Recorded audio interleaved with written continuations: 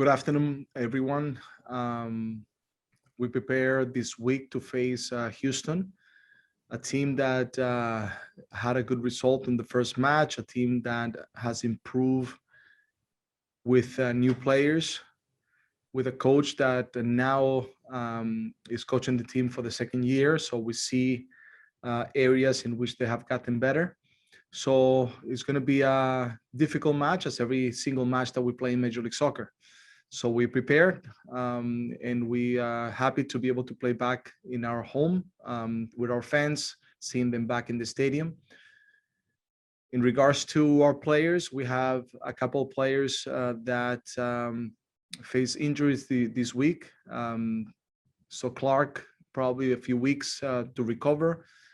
John, a tough one because it is a type of injury that will take him a while for him to come back, and we all feel very bad about that situation. He was very excited to be part of this group, and this is a difficult moment for him, for all of us, and it's unfortunate that it happened. Polo is about to arrive in the next few days, and Seba and Jabo are again close to come back, probably not for this weekend, but they're making a huge step forwards in order for them to be hopefully available soon. Great. We will start off with Matt Pence from The Athletic. Hey, Coach. I know there's been a lot of talk about the Super League over in Europe throughout this week, and I've seen a couple people compare it to MLS and Liga MX, maybe eventually kind of building ties. In your perspective, I know you have a lot of different ties to a lot of different countries. Do you think that it would be a good thing if MLS and the Mexican League developed closer ties? What do you think maybe sort of some of the pros and cons are when you start to maybe combine different interests like that? It hasn't been new, the fact that we have been hearing for a while that a Superliga was in the works to try to get together. And I think it came out of nowhere at a moment in which no one expected, an announcement that surprised so many people. I think from one part, I think you can understand maybe why some of the clubs are thinking about it. But in reality, I think that when you think about why you love this sport, is because of competition, is because of earning the possibilities to be on a higher competition by what you do in your league. It's about the fans, it's about the soul and the memories that you have when a smaller team beats a big team. And to be proud of, you know, the club that you follow since you're a kid, because you were born there, because your father followed it, and the dreams that you have, you know, through, and the memories that you have through your clubs. So taking that away and making the Superliga, I think is a difficult thing for everything that we believe in the sport, for the soul of it. There are the fans, the loyal fans that follow the teams on a constant basis, and I think it's tough for all of us that love this game. You want to make sure that those traditional things stay there, especially that everything that the club gets is because he earned it. Big, small, doesn't matter. I think everybody loves this game for that reason, and they dream for big things always, and to remember history. A reminder to media, if you have a question, please raise your hand. Next, we'll go to Paul Danzer. Hey, Gio, thanks for doing this. I'm curious about how you feel your two new outside backs are integrating themselves and how that process is coming along. A, and B, how important is it to have Zuparis back for a second year in that experience and that partnership in the middle in terms of helping your outside backs develop into playing your style? First of all, we're very content with the decision that we made in order to bring Van Rankin and Bravo. I think they have shown the quality. They have shown their smartness and their understanding of the game, because they have been able to adapt very quickly. They seem two players that have been playing in our style of play for years, and not that they just arrived.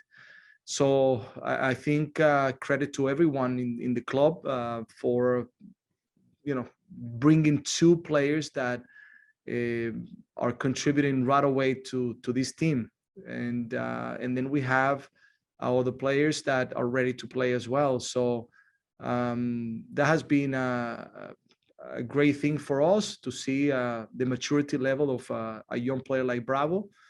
It has been great to see the balance that Rankin give us on the right, and I'm very content with both of them.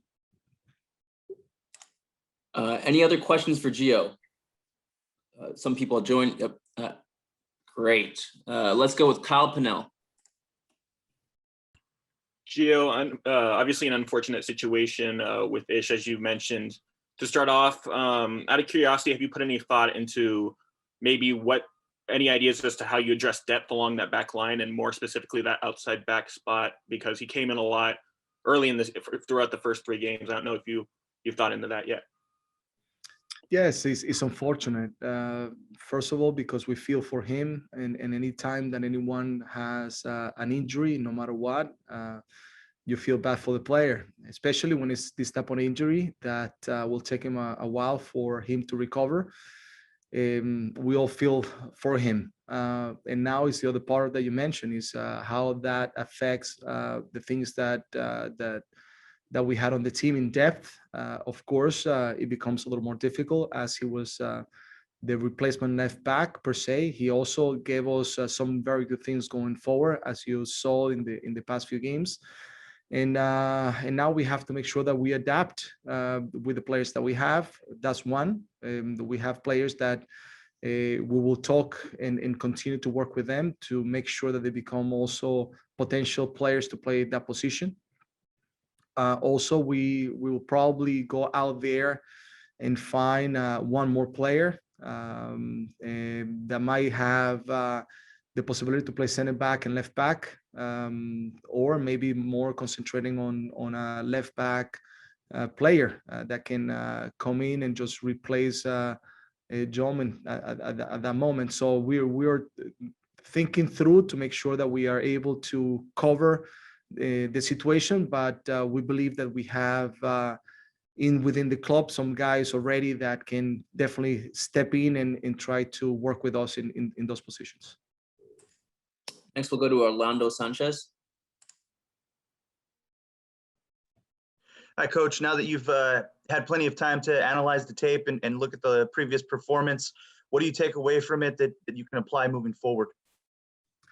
Yeah, so first of all, you see the score, and of course, it's the first thing that you feel that disappointed, because we want to make sure that we're competitive every single match. And when I say competitive, that we get points in every game, and then we don't come out with any matches losing, even if we play a lot of the game showing a lot of good things. I mean, if you watch the match, we did a lot of good things. We created a lot of chances, but we needed to be a little bit more embracive than inside the box, to make sure that we were sharp to finish those opportunities that we had, to make sure that maybe we were a little bit selfish in some of the moments when we tried to pass it in a moment maybe when I could have shot.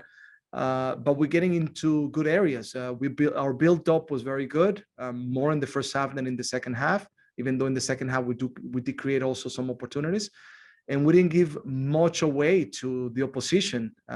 We defended very well in this match. If you look at it, there's not that many moments in which we felt threat in our goal.